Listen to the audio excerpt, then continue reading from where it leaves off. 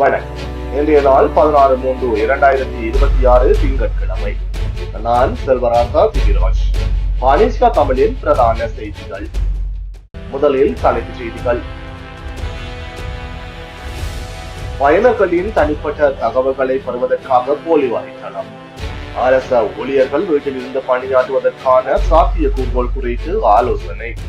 QR முறை இல்லாமல் எரிபொருள் வழங்கும் நிலையங்களின் உரிமங்கள் ரத்து. கூட்டுத்தாபனத்தின் தலைவர் எச்சரிக்கை. நாட்டு கஞ்சாவுடன் குடும்பத்தர் ஒருவர் சந்தேகத்தின் பேரில் கைது. கார்மூஸ் நீரணியை பாதுகாப்பாக கடந்த 2 இந்திய கப்பல்கள். எஸ் ஜெயசங்கர் பெருமிதம். கார்மூஸ் பாதுகாப்பு விவகாரம். ட்ரம்பின் கோரிக்கையை நிராகரித்த ஜப்பான், ஆஸ்திரேலியா. தொடர்வது விரிவான செய்திகள். முதலில் தாயக செய்திகள். அரசாங்கத்தின் அதிகாரப்பூர்வ எரிபொருள் QR குறியீட்டை பெறுவதற்கான அதிகாரப்பூர்வ ஆன்லைன் தளத்தை ஒத்ததாக அமைக்கப்பட்ட போலி வலைத்தளங்கள் குறித்து தகவல்கள் தெரிவிக்கப்பட்டுள்ளதாக இலங்கை பெட்ரோலிய கூட்டுத்தாபனத்தின் நிர்வாக பணிப்பாளர் மயூர நெதிகுமாரகே தெரிவித்துள்ளார். பயனர்களின் தனிப்பட்ட தகவல்களை பெறுவதற்காக தவறான முறையில் தொடர்புடைய போலி வலைத்தளங்கள் உருவாக்கப்பட்டதாக கூறிய நிர்வாக பணிப்பாளர், அரசாங்கம் fuelfast.gov.lk என்ற வலைத்தளத்தை மட்டும் பகிரங்கப்படுத்தியுள்ளது என்று கூறினார். அதன்படி எரிபொருள் பாஸ்களை செயலாக்கும் போது கவனமாக இருக்குமாறு பொதுமக்களுக்கு அவர் தெரிவித்தார். கொழும்பு வெள்ளவத்தையில் அடுக்குமாடி குடியிருப்பில் இருந்து வீழ்ந்து தமிழ் இளைஞர் ஒருவர் உயிரிழந்துள்ளதாக காவல்துறையினர் தெரிவித்துள்ளனர். பிரெட்டிகா வீதியில் நிர்மாணிக்கப்படும் கட்டிடத்தில் இருந்து 30 வயதுடைய நபர் ஒருவர் உயிரிழந்துள்ளதாக வெள்ளவத்தை காவல்துறையினர் தெரிவித்துள்ளனர். உயிரிழந்தவர் உடவலவே ஒலிமட பகுதியைச் சேர்ந்த புவனேசராசா ஸ்ரீகாந்த் என அடையாளம் காணப்பட்டுள்ளார். நிர்மாணிப்பில் இருந்த 10 மாடி கட்டிடத்தில் 7வது மாடியில் பணிபுரிந்து கொண்டிருந்த போது லிப்டில் இருந்து விழுந்ததாக காவல்துறை விசாரணையில் தெரிய வந்துள்ளது. பலத்த காயமடைந்த இளைஞனை உடனாக அங்கிருந்து தொழிலாளர்கள் மருத்துவமனைக்கு கொண்டு சென்றுள்ளனர். எனினும் அவர் ஏற்கனவே உயிரிழந்துள்ளதாக வைத்தியர்கள் தெரிவித்துள்ளனர். சம்பவம் தொடர்பில் குற்றப்புலனாய்வு ஆய்வக அதிகாரிகள் விசாரணைகளை மேற்கொண்டு வருகின்றனர். எரிபொருள் அனுமதி பத்திரம் QR குறியீடு இன்றி விவசாயிகளுக்கு எரிபொருளை வழங்க நடவடிக்கை எடுக்கப்பட்டுள்ளது. விவசாய அபிவிருத்தி ஆணையாளர் நாயகம் இந்த விடயத்தை தெரிவித்துள்ளார்.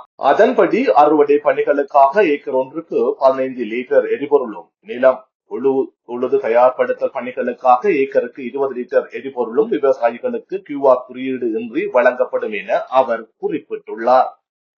மத்திய கிழக்கில் நிலவும் போர்ச்சூழல் உருவாகியுள்ள நிலைமையை முன்கூட்டியே கணிக்க முடியாது எனவும், வளர்ந்து வரும் புதிய சவால்களை தொடர்ந்து கண்காணித்து ஒரு நாடாக அவற்றுக்கு கூட்டு முயற்சியுடன் முகம் கொடுக்க வேண்டும் எனவும் ஜனாதிபதி அன்றகுமார திசாநாயக்கா தெரிவித்துள்ளார்.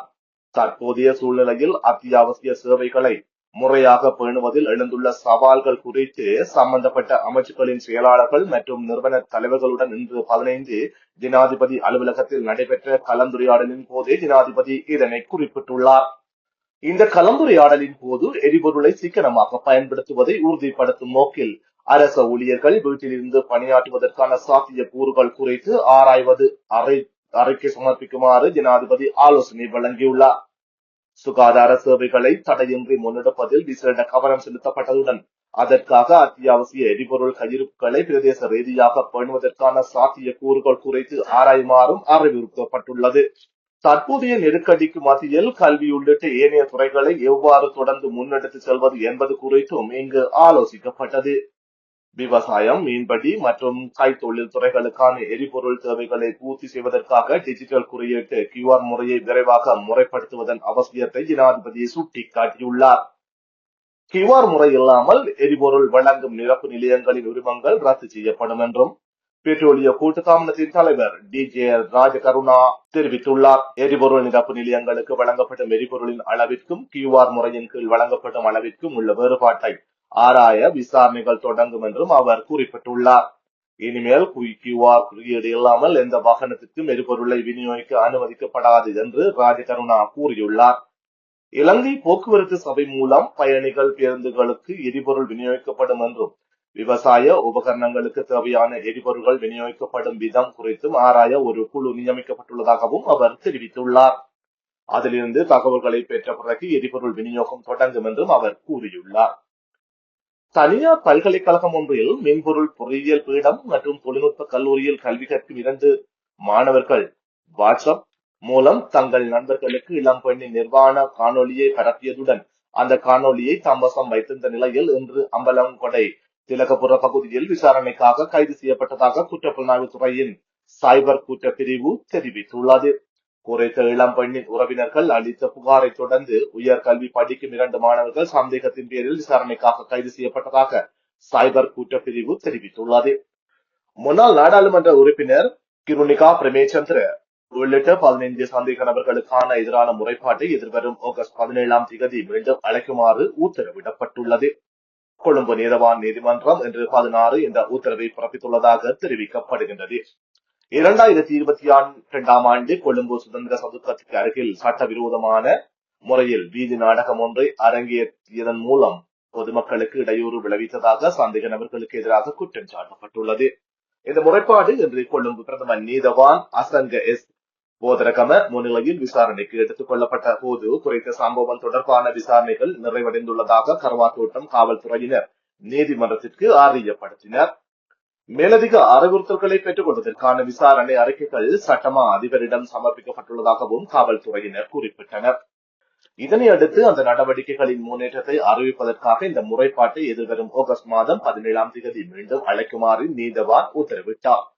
இந்த வழக்கு விசாரணைக்கு எடுத்துக் கொள்ளப்பட்ட போது கிருணிகா பிரேமச்சந்திர உள்ளிட்ட பிரதிவாதிகள் நீதிமன்றத்தில் முன்னிலையாகியிருந்தமை குறிப்பிடத்தக்கது. நாட்டு கஞ்சாவுடன் கைதான குடும்பத்தினரிடம் கல்முனை தலைமையக போலீசார் விசாரணைகளை முன்னெடுத்து வருகின்றனர். அம்பாறை மாவட்டம் கல்முனை தலைமையக போலீஸ் பிரிவுக்குட்பட்ட புறநகர் பகுதியில் 31 வயதுடைய குடும்பஸ்தர் சந்தேகத்துக்கிடமாக நடமாடி வருவதாக கல்முனை தலைமையக நிர்வாக பிரிவு பொறுப்பதிகாரியிடம் பிரதம போலீஸ் பரிசோதகருக்கு கிடைத்த இரகசிய தகவலுக்கு அமைய குறித்த பகுதியில் நேற்று 15 இரவு சோதனை மேற்கொள்ளப்பட்டிருந்தது.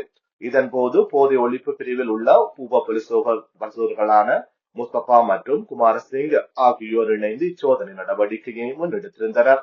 இதன் போது குறித்த சந்தேக நபர் சந்தேகத்தின் பேரில் கைது செய்யப்பட்டதுடன் 5000 மில்லிகிராம் நாட்டு கஞ்சா சந்தேக நபர் வசம் இருந்து மீட்கப்பட்டது.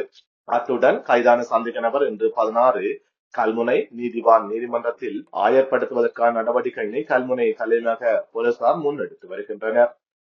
உயிர் ஞாயிறு பயங்கரவாத தாக்குதலின் உண்மையான பிரதான சூத்திரதாரி யார் என்பது குறித்து உண்மைகளை விரைவில் அறிவிக்கப் போவதாக உதய கம்பன் பீல தெரிவித்துள்ளார்.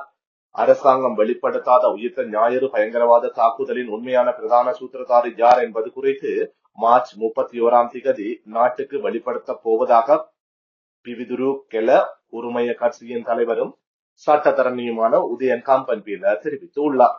கொழும்பில் இன்று 16 நடைபெற்ற ஊடகவியலாளர் சந்திப்பிலேயே அவர் இதனை தெரிவித்துள்ளார். இதேவேளை சுமார் 9 வருட காலமாக மேற்கொண்ட ஆய்வின் மூலம் உயிர்த்த ஞாயிறு பயங்கரவாத தாக்குதலின் சூத்திரதாரியை தேடி எனும் ஆய்வு நூலை தாம் தயாரித்துள்ளதாகவும் அதனை எதிர்வரும் மார்ச் 31ஆம் தேதி மாலை 3:30 மணிக்கு வெளியிட எதிர்பார்ப்பதாகவும் அவர் மேலும் கூறியுள்ளார். இது குறித்து மேலும் கருத்து தெரிவித்த அவர் உயிர்த்த ஞாயிறு தாக்குதல் கடந்த 7 வருடங்களாக விற்பனை செய்யப்பட்டது. இதை வைத்து அரசாங்கங்கள் அமைக்கப்பட்டன, கலைக்கப்பட்டன. எந்த ஒரு அடிப்படையும் இன்றி இராணுவத்தினரை துன்புறுத்த இந்த தாக்குதல் பயன்படுத்தப்பட்டது. இப்போது இந்த மோசடிக்கு முற்றுப்புள்ளி வைப்பதற்கான காலம் வந்துவிட்டதாகவும் அவர் தெரிவித்துள்ளார்.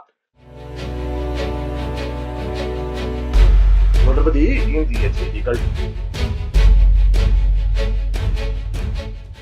போரால் பாதிக்கப்பட்ட கார்மோஸ் நீரிணை வழியாக 2 இந்திய கொடியுடன் கூடிய எரிவாயு கப்பல்களை ஈரான் அனுமதித்தது. இரு நாடுகளுக்கும் இடையிலான ராஜதந்திர ஈடுபாடு பலன்களை கொடுத்துள்ளது என்பதை வெளிக்காட்டுகின்றது என்று இந்திய வெளிவிவகார அமைச்சர் எஸ் ஜெயசங்கர் தெரிவித்துள்ளார். அமெரிக்கா மற்றும் இஸ்ரேலுடனான போருக்கு மத்தியில் உலகின் 20% எண்ணெய் விநியோகம் செல்லும் கார்மோஸ் நீரிணையை ஈரான் மூடியுள்ள நிலையில் எஸ் ஜெயசங்கர் இந்த கருத்துக்கள் முக்கியத்துவம் பெறுகின்றன. சனிக்கிழமை அன்று 15 சுமார் 92,712 மெட்ரிக் டன் திரவப்படுத்தப்பட்ட பெட்ரோலிய வாயுவை எல்பிஜி சுமந்து சென்ற சிவாலிக் மற்றும் நந்தாதேவி ஆகிய 2 எரிவாயு கப்பல்கள் இந்தியாவுக்கு செல்லும் வழியில் கார்மோஸ் நீரிணையை பாதுகாப்பாக கடந்தன. இந்த நிலையில் தி பைனான்சியல் டைம்ஸ் ஞாயிற்றுக்கிழமை அளித்த பேட்டியில் இந்த இந்திய வெளிவிவகார அமைச்சர் கப்பல்களின் பாதுகாப்பான பாதை ராஜதந்திர ஈடுபாட்டின் நன்மைகளை விளக்குகிறது என்று கூறினார். ஈரான் கார்மோஸ் நீரணியை மூடியதிலிருந்து ஜெயசங்கர் தனது ஈரானிய வெளிவிவகார அமைச்சர் அப்பாஸ் அரக்சியுடன் 4 முறை தொலைபேசியில் பேசியுள்ளார். இந்த நீரிணை ஒவ்வொரு நாளும் உலகளாவிய எண்ணெய் நுகர்வில் 1/5 பங்கு அதன் வழியாக செல்கின்றது. பாரசீக வளைகுடாவை அரேபிய கடலுடன் இணைக்கும் ஒரே கடல்வழி பாதையாகும். தொடர்வது உலக செய்திகள். மத்திய கிழக்கில் எண்ணெய் கப்பல்களை பாதுகாக்க கடற்படை கப்பல்களை அனுப்பும் திட்டம் எதுவும் இல்லை என்று ஜப்பானும் ஆஸ்திரேலியாவும் திங்களன்று 16 அறிவித்துள்ளன. அமெரிக்க ஜனாதிபதி டொனால்ட் டிரம்ப் கார்மோஸ் நீரிணை வழியாக பயணிக்கும் டேங்கர்களை பாதுகாக்க நட்பு நாடுகளுக்கு அழைப்பு விடுத்ததை தொடர்ந்து இந்த அறிவிப்பு வந்துள்ளது. அதன்படி மத்திய கிழக்குக்கு பாதுகாப்பு கப்பல்களை அனுப்புவது குறித்து நாங்கள் எந்த முடிவுகளையும் எடுக்கவில்லை என்று ஜப்பான் சுயாதீனமாக என்ன செய்ய முடியும், சட்ட கட்டமைப்பிற்குள் என்ன செய்ய முடியும் என்பதை நாங்கள் தொடர்ந்து ஆராய்ந்து வருகின்றோம் என்று ஜப்பானிய பிரதமர் சானே தகாய்ச்சி இன்று அந்நாட்டு நாடாளுமன்றத்தில் தெரிவித்தார். அதே நேரம் அமெரிக்காவின் மற்றொரு முக்கிய இந்தோ பசிபிக் நட்பு நாடான ஆஸ்திரேலியா நீரிணையை மீண்டும் திறப்பதற்கு உதவுவதற்கான தன்னிடம் கோரப்படவில்லை என்றும் கடற்படை கப்பல்கள் அனுப்பும் நோக்கம் எதுவும் இல்லை என்றும் கூறியுள்ளது. ஈரானின் மறைந்த உச்ச தலைவர் அலி கமேனி பயன்படுத்திய விமானத்தை தெஹ்ரானின் மெஹ்ராபாத் விமான நிலையத்தில் இரவு முழுவதும் நடத்தப்பட்ட தாக்குதலில் அழித்துவிட்டதாக இஸ்ரேலிய ராணுவம் தெரிவித்துள்ளது. ஆயுதங்களை வாங்குவதற்கும் நட்பு நாடுகளுடன் ஒருங்கிணைப்பதற்கும் இந்த விமானத்தை மற்ற உயர் ஈரானிய அதிகாரிகள் மற்றும் இராணுவ வீரர்கள் பயன்படுத்தியதாக அது கூறுகிறது. அத்துடன் இஸ்ரேலிய ராணுவத்தின் முக்கிய இலக்குகளில் ஒன்று ஈரானில் உள்ள ஏவுகணை அளிப்பதாகும். இவற்றில் 70% இப்போது அளிக்கப்பட்டு விட்டதாக அல்லது பயன்பாட்டிலிருந்து நீக்கப்பட்டுள்ளதாக ஒரு இஸ்ரேலிய அறிக்கை தெரிவித்துள்ளது. உலக சந்தையில் பிரெஞ்ச் கச்சா எண்ணெயின் விலை என்று $104 அமெரிக்க அதிக விலையில் உயர்ந்துள்ளது.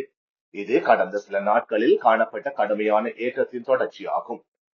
கடந்த வார இறுதியில் $103 கீழே இருந்த விலையில் தற்போது $104 தாண்டியுள்ளது. நேற்றைய தினம் ஞாயிற்றுக்கிழமை உலகளாவிய விலைகளுக்கான மிக முக்கியமான அளவுகோலான பிரெஞ்ச் கச்சா எண்ணெய் 3% வரை உயர்ந்து ஒரு பீப்பாய்க்கு $106 எட்டியது. பின்னர் இன்று 16/3/2026 அதிகாலை ஓரளவு குறைந்துள்ளது. சர்வதேச சந்தை தரவுகளின்படி இன்றைய வர்த்தகத்தில் பிரெஞ்ச் எண்ணெய் விலை $102 முதல் $106.50 வரை ஏற்ற இறக்கத்துடன் காணப்பட்டது. கடந்த வார விலையான $103 சுமார் 1% உயர்வுடன் $104 எட்டியுள்ளது. இது 2022 ஆண்டு பிறகு மிக உயர்ந்த அளவில் ஒரு நாள் வர்த்தகத்தில் பதிவாகியுள்ள விலை உயர்வாகும். இந்த விலை உயர்வுக்கு முக்கிய காரணம் கார்மோஸ் ஜலசந்தி பகுதியில் ஏற்பட்டுள்ள பதற்றம். எண்ணெய் விநியோகத்தில் ஏற்படக்கூடிய இடையூறுகளை சந்தை அஞ்சுகிறது. இதனால் சில வங்கிகள் எதிர்காலத்தில் கச்சா எண்ணெய் விலை $150 வரை செல்லலாம் என மதிப்பீடு செய்யப்பட்டுள்ளது. இத்துடன் பானேசியா தமிழின் பிரதான செய்திகள் நிறைவு பெறுகின்றது. செய்திகளை உடனுக்குடன் தெரிந்து கொள்ள பானேசியா தமிழ் நியூஸ் வலையொலியை சப்ஸ்கிரைப் செய்யுங்கள்.